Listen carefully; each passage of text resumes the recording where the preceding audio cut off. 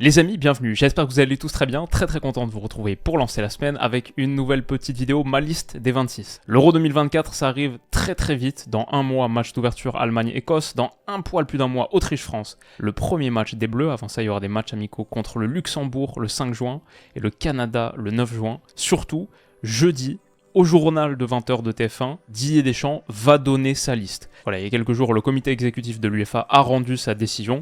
Ce sera 26 joueurs maximum. Tous les joueurs pourront figurer sur la feuille de match. Ça, c'est un truc nouveau. Tous les joueurs sont autorisés à prendre place sur le banc de touche, alors qu'à la dernière Coupe du Monde, où c'était 26 maximum aussi, il fallait en choisir 3 à chaque fois qui allaient en tribune. Donc c'était une gestion humaine un peu compliquée. Là, les 26 pourront être sur le banc. C'est pas du tout dit que Deschamps en choisisse 26. Passer à 26 joueurs juste pour remplir des cases ne m'intéresse pas. À la dernière Coupe du Monde, il pouvait en prendre 26, il en avait pris 25 seulement. Il dit « Je suis pas un anti 24, 25 ou 26 joueurs, mais les statistiques montrent qu'en moyenne, dans une grande compétition, 4 joueurs ne jouent pas du tout et 2 ou 3 jouent 10 minutes maximum, une moyenne sur toutes les équipes nationales. » Il dit qu'il a parlé à Scaloni, j'en ai parlé avec lui qui a gagné la Copa América à 26, il m'a dit « Plus jamais, même si j'ai gagné, plus jamais à 26. » Donc voilà, je pense pas qu'il ira sur 26, mais il dit aussi dans la même interview « Je vais pas non plus faire le malin et prendre 23 joueurs pour ensuite me retrouver en difficulté parce que j'en ai pas pris assez. » Donc bon, ça fait quelques années maintenant qu'on pratique le Deschamps LV2, je crois que ce sera entre 24 et 25.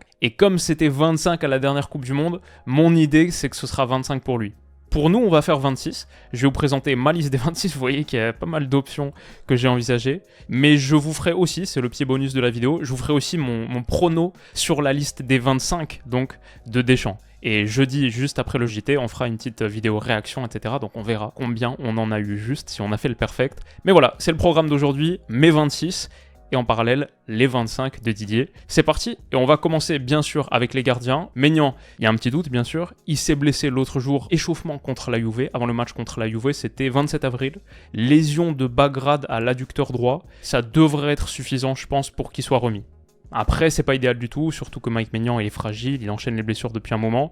Mais comme on a dit aussi, c'est possible de changer des joueurs un peu à la dernière minute avant le premier match en cas de blessure confirmée. Donc je pense que Maignan sera dans la liste. S'il est là, s'il est disponible, il jouera. Maignan gardien numéro 1 pour moi, ça fait pas trop de doute. La même chose pour Brice Samba, le numéro 2. Il a connu des hauts et des bas cette saison à Lens, mais il reste quand même un top gardien sur les chiffres avancés qu'on a ici. 4e gardien, des 5 championnats majeurs sur les post-shot expected goals. Une donnée qu'on utilise régulièrement pour montrer sur leur ligne combien ces gardiens ont sauvé de buts par rapport à la moyenne des autres gardiens des 5 championnats majeurs. Ouais, Samba c'est 8 cette saison, c'est 0,25 par match. Je pense qu'il sera là, et c'est aussi mon numéro 2. Pour l'instant, on a la même liste avec Didier, je pense. Et je crois qu'on a aussi la même liste sur le poste de 3e gardien. Ça, c'est pas mon 3e meilleur gardien français. Je pense que par exemple, si Maignan est out, je ferais basculer Samba numéro 1, mais je suis pas certain qu'Areola soit mon numéro 2. Ce serait sans doute Lucas Chevalier de Lille, qui est excellent aussi. Quand on regarde les chiffres avancés, Lucas Chevalier, pareil, il ressort très haut. C'est le 4e de Ligue 1 sur les post-shot expected goals. Il est aussi très bien positionné en Europe, 11e des gardiens des 5 championnats majeurs. C'est le futur, 22 ans, c'est peut-être le futur de l'équipe de France. On a quelques bons gardiens, Guillaume Rest aussi. Mais Chevalier pour moi est au-dessus cette saison. Mais ce poste de 3e gardien pour moi, il n'est pas là pour récompenser le 3e meilleur gardien français. C'est pas un vrai poste. Ce gars-là joue jamais la moindre minute en grand tournoi. C'est pour mettre la bonne ambiance dans le groupe. Areola, c'est la continuité. Il est appelé en équipe de France. Il y a des moments où il n'a pas été, mais sa première sélection, c'est 2015. Il a gagné la Coupe du Monde 2018. Cette saison, en plus, à West Ham, il n'y a pas grand-chose à signaler. Il joue. Il a joué 30 matchs de Première Ligue, donc c'est même pas comme la saison précédente, où en plus là, il jouait pas. Non, là, il joue. Pour moi, il n'y a pas vraiment de raison d'enlever Areola. S'il a été là jusqu'alors, même si, comme je dis, sur le mérite et la qualité pure, entre guillemets, pour moi, je mettrais Chevalier. Mais pour un poste de 3e gardien, qui est une autre dimension, ouais, Areola, j'ai pas de problème par rapport à ça. Et ce serait ça, mon top 3, avec Chevalier juste derrière. Ok, ensuite, les défenseurs. Didier Deschamps en avait choisi 9 en 2022. C'est la même chose qu'on va faire ici. Le premier problème, bien sûr, là, c'est l'absence de Lucas Hernandez. Alors, il s'est fait les croisés l'autre jour. À la Coupe du Monde 2018, il était bien sûr un latéral gauche, avec Pavard à droite. À l'Euro aussi, il était un latéral gauche. Et il avait démarré la Coupe du Monde 2022, avant sa blessure au bout de 10 minutes contre l'Australie, aussi en tant que latéral gauche. Depuis l'émergence de son frère, par contre, depuis que Théo Hernandez a vraiment pris le relais depuis la Coupe du Monde 2022, sur les matchs qui ont suivi, quand Lucas Hernandez était titulaire, c'était plus un central. mais il restait le backup à gauche. Souvent dans ces listes-là, il n'y avait pas de vrai défenseur gauche remplaçant pour suppléer Théo Hernandez. C'était un peu un mix entre t'as Lucas Hernandez sur le banc, ou t'as Camavinga aussi qui a joué quelques matchs à gauche. Donc pour moi, l'absence de Lucas Hernandez, qui ne sera donc pas à l'Euro, ça ouvre un poste surtout à gauche, parce qu'il n'y a pas de deuxième latéral gauche derrière Théo Hernandez. Donc on reviendra à cette question, mais voilà, c'était juste pour dire les conséquences, les ramifications de l'absence de Lucas Hernandez. Et on va reparler de Théo Hernandez aussi tout à l'heure. Commençons d'abord par les centraux. Le numéro 1, le central numéro 1 en bleu, c'est sans doute Dayot Upamecano. Il n'arrive pas en super forme. C'est pas une très très bonne saison pour Upamecano qui a un peu perdu sa place de titulaire au Bayern, cette charnière d'ailleurs de lire, surtout d'ailleurs qui a pris sa place. Le tournant de sa saison, c'est son mauvais 2024, début 2024, et surtout peut-être quand il prend, vous vous souvenez, son rouge contre la Lazio, en plus qui donne lieu au but sur penalty de Ciro Immobile, c'est à l'aller à Rome. Derrière, il est suspendu, et derrière, il joue une seule petite minute des 2 quarts de finale et des 2 demi-finales du Bayern, contre Arsenal, contre le Real Madrid. Il a vraiment perdu la confiance de Tuchel à ce moment-là. Mais voilà, maintenant, en équipe de France, en bleu, ça reste le numéro 1. Sa relation avec Ibou Konaté, Ibrahima Konaté, c'était une des satisfactions du Mondial 2022. On semblait avoir trouvé un petit truc avec ça. Et c'est aussi le seul vrai défenseur gauche de l'effectif. Il n'y a pas vraiment d'autres défenseurs central gauche en bleu, donc pour moi ça fait aucun doute. Je mets Upamecano, je mets Konaté bien sûr, mais franchement les gars, ça là, cette charnière c'est un peu un des problèmes, et on peut combiner avec Mike Maignan qui va arriver un peu en manque de rythme, en manque de forme. Ce triangle là, on aura l'occasion d'en reparler dans les prochaines semaines, mais ça m'inquiète un petit peu parce que Konaté, peut-être même encore plus que les autres, il arrive en vraie méforme. Sur les 15 derniers matchs de Première Ligue, on a ici les informations, en attendant, on verra contre Aston Villa ce soir, mais sur les 15 derniers matchs de PL, il en a joué que 5. Jarell Quansah lui a un peu pris sa place de titulaire aux côtés de Virgil van Dijk. Contre le Chili, intéressant, c'est le dernier match de l'équipe de France, du dernier rassemblement. Contre le Chili, Didier Deschamps l'avait fait jouer défenseur central gauche aux côtés de William Saliba à droite. J'imagine que c'était pour le tester, pour voir s'il pouvait y avoir un petit backup, s'il pouvait être le backup d'Upamecano à gauche. Et honnêtement, c'était pas top. Le premier but au bout de 6 minutes du Chili, si vous vous souvenez, il vient de là. Il vient de ce secteur gauche qui est assez vulnérable, où Konaté est pas du tout impressionnant. Entre les deux, j'ai pas senti une super osmose aussi. Il y a un moment où la ligne du hors-jeu, elle fait un petit peu peur. Donc voilà, déjà que Konaté, en ce moment, c'est pas extraordinaire. Je crois qu'à gauche, c'est pas une vraie solution. Je suis pas certain qu'on le voit à l'Euro si jamais Upamecano doit sortir ou quoi que ce soit. Pour être honnête, à ce stade, on a vu que Saliba, Konaté, comme ça marche pas super bien. Mais je suis même pas certain de faire Upamecano, Konaté. Parce que la réalité, c'est que le défenseur central français qui aujourd'hui est le plus en forme de très très loin, c'est William Saliba. Saliba, cette saison avec Arsenal, il est à 4400 minutes, toutes compétitions confondues. Il a joué 100% des minutes de Première Ligue. 37 matchs joués, 100%, jamais sorti, jamais remplacé. S'il joue contre Everton là, ce week-end prochain en entier, je crois qu'il deviendra le seul joueur de l'histoire d'Arsenal Air Premier League depuis 1992 à avoir joué 100% des minutes de la saison. Si Arsenal est la meilleure défense de Premier League d'assez loin cette saison, c'est en bonne partie grâce à William Saliba. La saison dernière, Arsenal s'était un peu écroulé justement au moment où il avait été blessé, où il avait manqué. Moi, j'en suis à un stade où je me demande, vu le niveau un peu décevant de Konaté en ce moment, son manque de rythme, je me demande si ma charnière titulaire, c'est pas plutôt Upamecano Saliba. Et même Upamecano, il y a un petit doute en ce moment. Saliba, c'est le meilleur français. Après, il n'a pas trop montré en bleu. C'est un peu ça le souci. Je me demande si Didier Deschamps, lui, partirait pas plutôt sur Konaté ou Upamecano. Peut-être que moi, je fais plutôt Upamecano, Saliba. En tout cas, les trois sont là. Ça, il n'y a aucun doute là-dessus. Mon quatrième, c'est clair et net aussi que c'est Benjamin Pavard. Bon, c'est aussi un droitier. Donc, il n'y a toujours pas de remplaçant ou de profondeur sur ce poste de DCG. Bon, lui, pareil, à l'Inter cette saison, il a été excellent. Très bonne recrue de l'Inter. L'Inter, c'est 19 buts encaissés en Serie A cette saison. C'est la meilleure défense des 5 championnat majeur, et c'est aussi en partie grâce à Pavard. Et pas que ça, c'est aussi un petit peu collectif, structurel. Il y a Bastoni, il y a Zomer qui fait une super saison. Bon, l'Inter, c'est fort pour plein d'autres raisons que Pavard, mais Pavard y a contribué. Il n'a pas du tout été en deçà par rapport à ça. Après, c'est plus dans une défense à 3. Donc, il est le défenseur central droit dans une défense à 3. Mais oui, Pavard sera le quatrième central, ça c'est clair, et je pense qu'il y en aura un cinquième. Mais d'abord, on va parler des latéraux. Pour moi, je mets Jules Koundé et je mets Jonathan Klaus. Franchement, Malo Gusto a été bon avec Chelsea. Ce serait pas scandaleux pour moi qu'il soit là non plus. Je pourrais envisager de le mettre si Klaus avait été moins bon. Si Klaus méritait moins, je pourrais mettre Gusto. Bon, en plus, moi je suis lyonnais, donc ça m'aurait fait clairement plaisir de mettre l'ami Malo. Mais je pense que Koundé, Klaus, il n'y a pas trop de contestation là-dessus. Et ce serait mes deux choix. À gauche, bon, c'est l'évidence même. Lui, pour le coup, c'est une des vraies satisfactions. Même si en équipe de France, pas tout a marché récemment. Bon, Théo Hernandez pour notamment une équipe qui a à droite une option plus défensive titulaire, Jules Koundé, Théo Hernandez, c'est super d'avoir sa force de percussion à gauche, donc lui il est clairement titulaire. Après ok, il y a la première grosse question, comme on a dit, il faut un backup gauche. Maintenant qu'il n'y a plus Lucas Hernandez qui pouvait dépanner son frère là, et qui était aussi un central gauche intéressant, à gauche, on est vraiment un petit peu sinistré. Donc, pour moi, il faut un remplaçant de Théo Hernandez.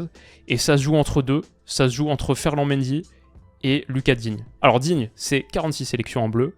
Et généralement, il a été préféré par Deschamps. Ferland Mendy, c'est 9 seulement. Maintenant, voilà, j'entends beaucoup dire « Ouais, Mendy, il n'a pas été appelé par Deschamps depuis quoi 1 an et demi, depuis septembre 2022. » Et c'est vrai, ces derniers matchs-là, c'était contre Autriche, Danemark, c'était Ligue des Nations, 22 et 25 septembre 2022. Mais Digne, ça remonte à il y a encore plus loin. C'était les 2 matchs contre la Croatie, 6 et 13 juin 2022. Apparemment, le staff des Bleus a supervisé Ferland Mendy lors de Real Bayern. Après, il n'était pas le seul qui était impliqué. Il y avait Tchouaméni, Camavinga. Mais bon, après, la réalité aussi, c'est que Mendy sur ce match a été énorme. En Ligue des Champions, top niveau de Ferland Mendy avec le Real. En tant que défenseur gauche, Ancelotti a dit, il dit « Ferland est le meilleur latéral gauche du monde ». Bon, chacun son avis, mais il est très solide. Défensivement très costaud, il apporte un petit peu moins en projection offensive qu'il y a quelques années, mais défensivement très fiable. Dans ce match-là, par exemple, il a totalement éteint Leroy Sané. Bon, Ferland Mendy, il a aussi un petit avantage, il peut dépanner à droite, il peut jouer latéral droit aussi, même si après, c'est pas là où on en a le plus besoin, donc ça me semble être un petit peu un faux argument. Et puis, on peut dire aussi, pour défendre Lucas Digne, au moins il faut dire que lui aussi fait une très bonne saison. 31 matchs de Première Ligue disputés avec Aston Villa qui est actuellement 4ème de PL, 11 matchs de Conference League aussi, 12 avec les qualifs. Il a joué un nombre de minutes très significatif. Et alors que la saison dernière, deuxième partie de saison dernière, il s'était fait prendre sa place par Alex Moreno, et il y a même eu un petit moment là en milieu de saison où c'était aussi le cas, à chaque fois il est revenu, à chaque fois il s'est imposé, et ouais, c'est un des bons latéraux de Première Ligue, il fait une vraie bonne saison. Pour moi, c'est pas choquant du tout non plus de mettre Lucas Digne. J'ai une préférence pour Ferland Mendy. Dans ma liste à moi, je mets Ferland Mendy qui a montré là, niveau de Champions, qu'il était capable de produire. Et je serais pas choqué que Deschamps l'appelle, même si il l'a dit aussi en août 2023, quand on lui posait la question sur Ferland Mendy, il avait répondu « Sans être méchant, le dernier épisode en juin n'est pas trop à son crédit. Il est sélectionné le jeudi, et je suis averti une semaine après la veille du rassemblement qu'il ne peut pas nous rejoindre parce qu'il se fait soigner. » Bon, je l'accepte, mais à côté de ça, Bouba Kamara devait partir en voyage de noces, et il est venu quand même. Donc, c'est de là, semble-t-il, que viennent les crispations avec Ferland Mendy. Ils n'ont pas trop apprécié cette attitude-là. Mon prono, c'est Deschamps appelle Digne. Moi, dans ma liste, par contre, je mets Ferland Mendy. Et du coup, Digne, pas à l'Euro. Mais je le mets ici avec une couleur de bleu un petit peu différente pour vous dire dans mon esprit ce que va faire Deschamps. On verra. Et ok, pour l'instant, on a donc 8 défenseurs. Il en faut un 9e. Et ce 9e, pour moi, ça doit être un autre défenseur central, mais ça doit être un défenseur central gauche. Ça doit être un backup d'Upamecano. Il y a des options, il y en a pas mal. Il y a Jean-Claire Todibo, mais à Nice, c'est plutôt un défenseur central droit. Je suis pas franchement convaincu, il est droitier aussi. Disasi, c'est un peu la même chose, défenseur central droit, dans une défense à 3, droitier. Badiachil, ok, lui il est gaucher, mais par contre le niveau de perf est très douteux, je le mettrai pas à l'Euro, je le prendrai pas dans une liste. Et il y a Lenny Yoro, là le niveau de perf est très bon, il est tendre, il est jeune, toujours pas de cap avec les A, il a une seule sélection en espoir, ça semble être plutôt un joueur pour les Jeux Olympiques, plutôt un joueur pour Thierry Henry, et aussi il est droitier, même si souvent à Lille c'est lui à gauche, Diakité à droite, bah par exemple ce week-end c'était lui à droite, donc c'est pas non plus un pur DCG. Je sais pas si je prendrais Yoro en backup d'Upamecano là. Mon prono pour Deschamps, c'est qu'il va prendre Disasi, parce que quand Kimpembe au Mondial 2022, avait dû déclarer forfait. Il avait appelé Kimpembe initialement, donc c'était lui un peu le backup en tant que défenseur central gauche. Et quand il avait dû déclarer forfait, il l'avait remplacé par Disasi. Celui que moi je mets, je pense, ça joue pas grand chose, mais je pense que c'est Castello Luqueba. Peut-être un peu dur pour Yoro, parce que finalement Luqueba c'est pas si éloigné dans le sens, 21 ans, il est aussi assez tendre. Pour l'instant, son expérience avec les Bleus en international, c'est juste une petite cape avec les U23. Il a jamais été appelé en A. Mais ce qui est un peu différent avec lui, c'est qu'il a évolué cette saison en Champions League. Le niveau de performance, le niveau d'adversité qu'il a affronté, il a peut-être une petite longueur d'avance par rapport à un Lenny Yoro là-dessus. Il a joué 180 minutes contre Manchester City, il a joué 90 minutes au Santiago Bernabéu contre le Real Madrid, il a connu la Champions, il a connu le niveau de Champions. Il ressort aussi très haut sur pas mal d'indicateurs stats avancés sur les joueurs qui se sont le moins fait dribbler par exemple dans les 5 championnats majeurs. Je crois qu'il est 3e aussi sur le pourcentage de duels défensifs remportés pour un joueur de moins de 21 ans dans les 5 championnats majeurs.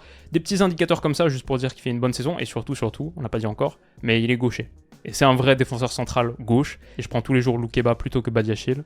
Donc ce serait lui, mon option en tant que 9e défenseur. Les milieux de terrain maintenant. Alors en 2022, pareil, sur une liste à 25, il y en avait 6 des milieux pour Deschamps, 6 sans Antoine Griezmann. Donc je vais faire la même chose, et les 5 premiers, ils sont assez clairs. D'abord, c'est Aurélien Tchouaméni. Alors, avec quand même une petite interrogation, il est sorti contre le Bayern, c'est fracture de fatigue du métatarse. Ce qui se dit pour l'instant, c'est 3 à 4 semaines d'absence, mais j'entends parler d'une course pour la finale de Ligue des Champions, qui est le 1er juin.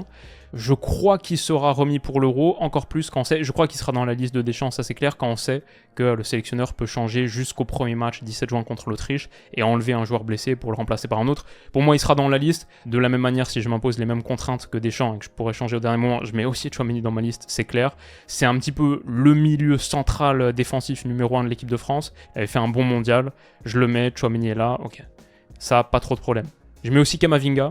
Il a joué à 2 avec Tchouaméni dans pas mal de matchs récemment, dans un 4-2-3-1 ou 4-3-3 en fonction du positionnement de Griezmann. C'était aussi le seul 6 contre l'Irlande il n'y a pas si longtemps, c'était pas Tchouaméni plus haut, c'était Camavinga comme ça, devant la défense. Il est très bon avec le Real Madrid, pas toujours titulaire, mais bon, dans l'ensemble, c'est un peu souvent le 4e, 5e milieu en fonction de comment on voit les choses. Il a pas mal de minutes. Ouais, Camavinga, Tchouaméni, ça pour moi, c'est les 2 premiers milieux de l'équipe de France. Ensuite, il y a sans doute Adrien Rabiot, sans que son niveau de performance soit étincelant en ce moment. La Juve finit très très mal. Une seule victoire en Serie A sur les 10 derniers matchs pour eux, au moment où je m'enregistre. Mais bon, dans ce contexte collectif où personne a l'air très motivé en plus, bah forcément personne se distingue. Tu peux pas dire ouais Rabiot il fait une bonne fin de saison, mais personne non plus dans cette Juve un peu moribonde en fait une. Alors que Rabiot à la Coupe du Monde 2022 par exemple, j'avais trouvé pas mal. C'est pas mon joueur préféré en plus à la base, mais franchement j'avais pas grand chose à redire dans ce milieu à 3. Tchouaméni, Rabiot et Griezmann un petit peu en décrochage, il était top. Donc je le mets aussi parmi, c'est sans doute mon 3e milieu pour l'instant, Tchouaméni, Camavinga, Rabiot. Ensuite le 4e, assez clair aussi, c'est Youssouf Fofana. À 25 ans, il a joué quasiment toutes les minutes du 2e de Ligue 1 cette saison, l'ASM. Il a porté le brassard aussi de Monaco à quelques moments, c'est un peu inconstant en Ligue 1. Il choisit un peu ses matchs, il donne un peu l'impression de choisir ses matchs, mais ça reste un bon milieu qui est convoité de ce que je vois par Arsenal, l'AC Milan, et surtout je trouve qu'il est toujours très bon en bleu. Sur les derniers rassemblements, en tout cas, il fait partie vraiment des 3-4 vainqueurs, entre guillemets, des derniers matchs. Il est 3 fois buteur contre la Grèce, super missile, contre Gibraltar, le Chili aussi, des frappes déviées, etc. Il est très souvent impliqué dans les bons mouvements aussi, quand ça part un petit peu de la zone basse. Ça vient souvent de sa qualité de percussion, de projection, des petits ballons par-dessus aussi, pour Griezmann parfois. Franchement, ouais, Fofana en bleu, ça a rarement déçu. Et je le mets, pour moi, c'est mon 4e milieu. Et il va disputer une place de titulaire peut-être à Rabiot et peut-être à Zaïre Emery, qui est un petit peu rétrogradé par rapport, je me souviens quand il était appelé novembre, quand il faisait cette première partie de saison avec le PSG, cumulée à sa 2e partie de saison dernière, on disait Zaïre Emery, franchement, titulaire à l'Euro, dans un 4-3-3, pas trop de raisons, tu mets Tchouaméni, Zaïre Emery, Griezmann, c'est top. Depuis, faut dire, il fait vraiment 3, 4, 5 mois compliqués là. Son 2024 est difficile, il a bien rétrogradé, pas pour moi de quoi sortir non plus, parce que c'est pas notre meilleure zone, le milieu de terrain, pas pour moi de quoi sortir de la liste de Deschamps ou de ma liste, non, je mets quand même Zaïre Emery. À ce stade, je le mets sans doute plus titulaire, mais je le mets dans ma liste, c'est clair. Donc on a 5 des 6 milieux de terrain, sans compter Antoine Griezmann.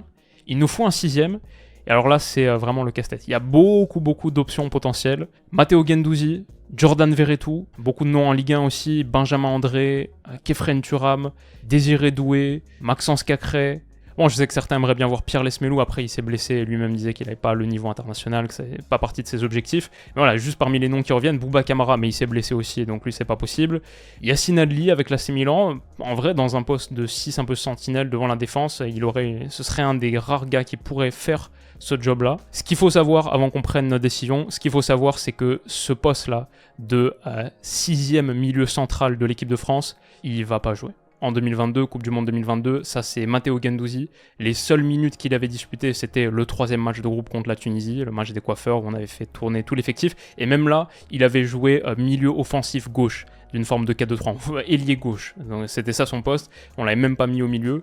C'est ses seules minutes de la compète, et c'est pareil pour Jordan Verretou, les seules minutes qu'il avait jouées, c'était pareil contre la Tunisie, ce match-là. Bon, c'était au milieu de terrain, mais voilà, il n'avait pas joué ailleurs, même pas une seule minute en sortie de banc, juste pour montrer à quel point, en vrai, c'est pas le choix le plus important, parce qu'a priori, ce gars-là ne devrait pas jouer. En vrai, il y en avait seulement 4 des 6 qui avaient eu des minutes.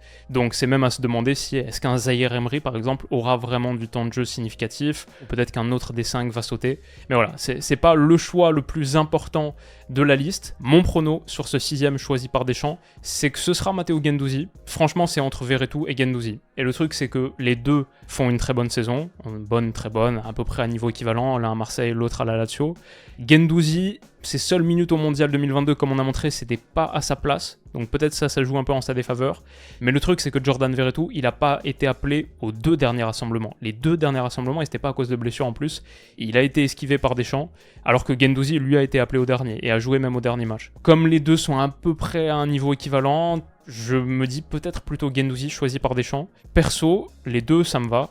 Mais je choisis aucun des deux. Là, je fais un petit truc original, parce que quitte à ne pas jouer beaucoup, quitte à être une option en sortie de banc parfois considérée, si tu veux mettre un petit peu de bonne ambiance dans ton effectif, rappeler quelques bonnes vibes avec un gars qui est bien sûr une légende des Bleus et qui joue en ce moment, pas dans le championnat le plus compétitif, mais qui joue, qui n'a pas de problème physique de blessure, bon en vrai je pense que je rappelle N'Golo Kanté.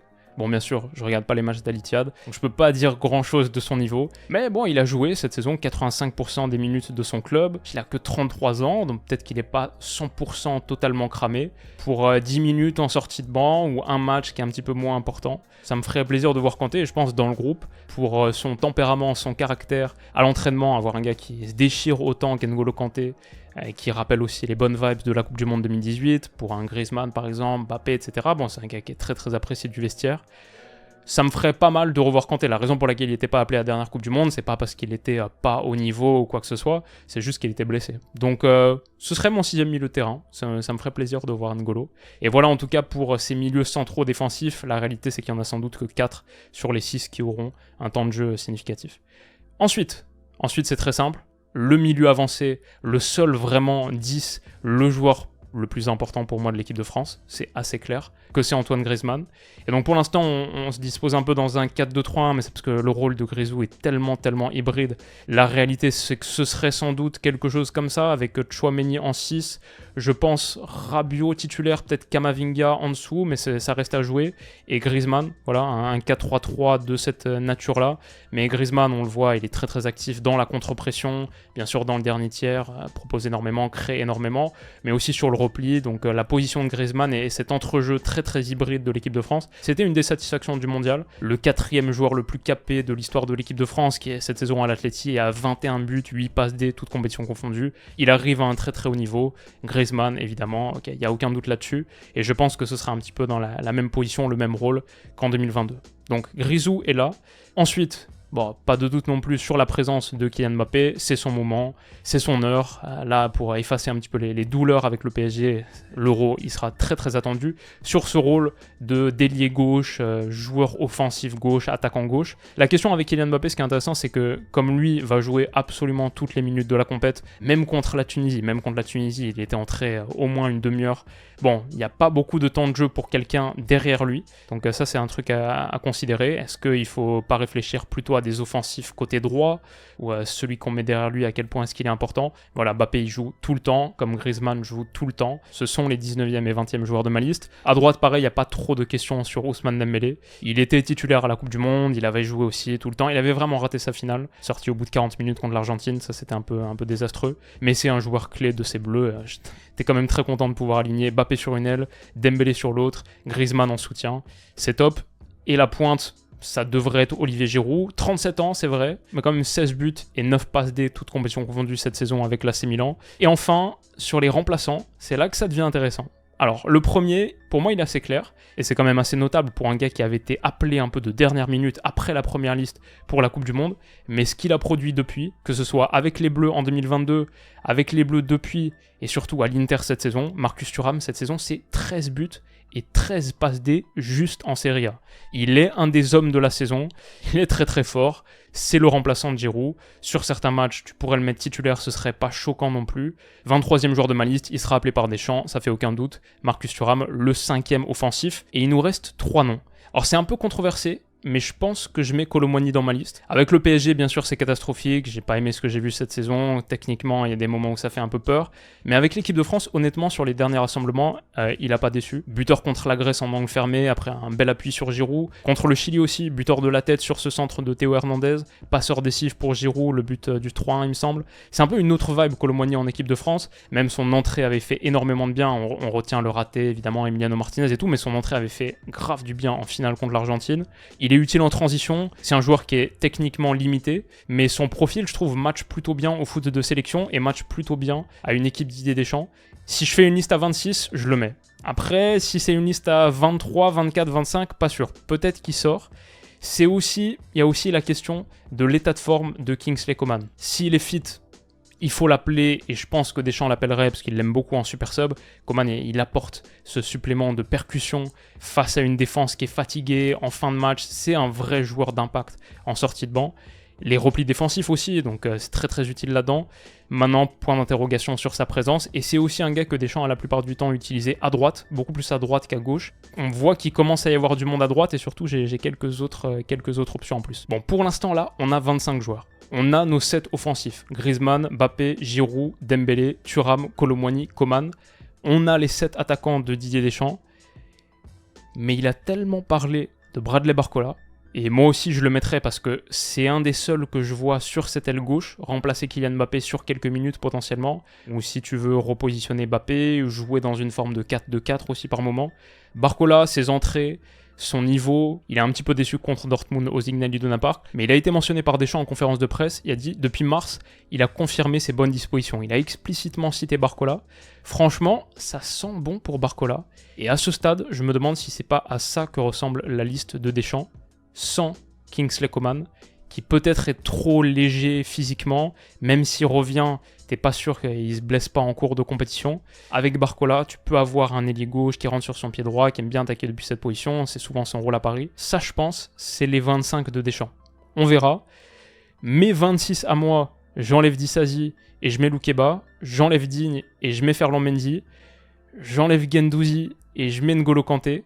Peut-être que si Coman, on sait qu'il est là et qu'il peut faire tout le tournoi, ok, c'est mon 26e, mais sinon, je le sors et je mets un gars qui n'a pas joué une seule minute en équipe de France A pour l'instant, c'est Michael Olise de Crystal Palace. Sur ses 10 dernières titularisations en Première Ligue, 9 buts et 5 passes des 14 contributions décisives sur ses 10 dernières titularisations. Son profil avancé, on voit sur FBref les stats avancées, ouais, franchement ça donne envie. Sa contribution offensive, sa créativité avec son pied gauche, il n'y a pas grand chose qu'il ne sait pas faire, il a énormément de flair, qualité de percussion, élimination, superbe frappe extérieure de surface, et aussi l'activité défensive. S'il réussit à éviter un peu plus les blessures que jusqu'alors, bah, il a un vrai avenir en bleu, et pourquoi pas dès ce tournoi en super sub. Je vais pas dire qu'il va jouer énormément de minutes, mais en plus il a un bon pied gauche sur coup de pied arrêté, sur coup franc.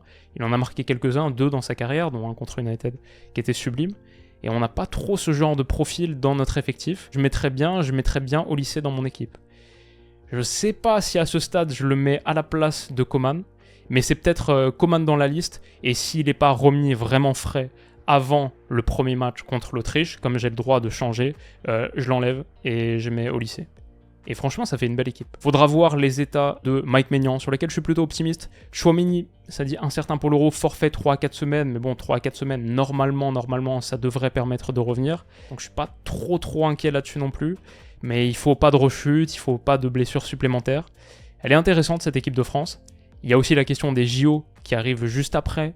Est-ce que c'est tellement politique, les JO à Paris, etc., que Deschamps est prêt à laisser quelques joueurs à Thierry Henry, genre ne pas appeler Bradley Barcola, même peut-être lui laisser Zaïre Emery, Loukeba ne pas y toucher? J'ai un petit doute là-dessus, j'ai du mal à voir Deschamps faire ça me semble pas trop être son style. Qu'est-ce que vous en pensez? Ou est-ce que vous auriez fait des choix différents? Est-ce qu'il y a des trucs qui vous choquent? Ou est-ce qu'il y a des trucs qui vous plaisent particulièrement? J'espère que cette vidéo aussi vous aura intéressé. Si c'est le cas, mettez-moi un petit pouce bleu. On aura le temps de débroussailler encore davantage tout ça, bien sûr, au moment de l'épisode spécial Eurotour France. Je pense que ce sera le dernier, tout début juin. Et aussi jeudi, on fait une petite vidéo pour réagir à l'annonce de Deschamps au JT de TF1. Donc rendez-vous jeudi pour ça, rendez-vous demain pour bien sûr une autre vidéo tous les jours jusqu'à la fin de l'Euro. Je vous souhaite de passer une excellente semaine les amis, prenez soin de vous et à bientôt. Bisous.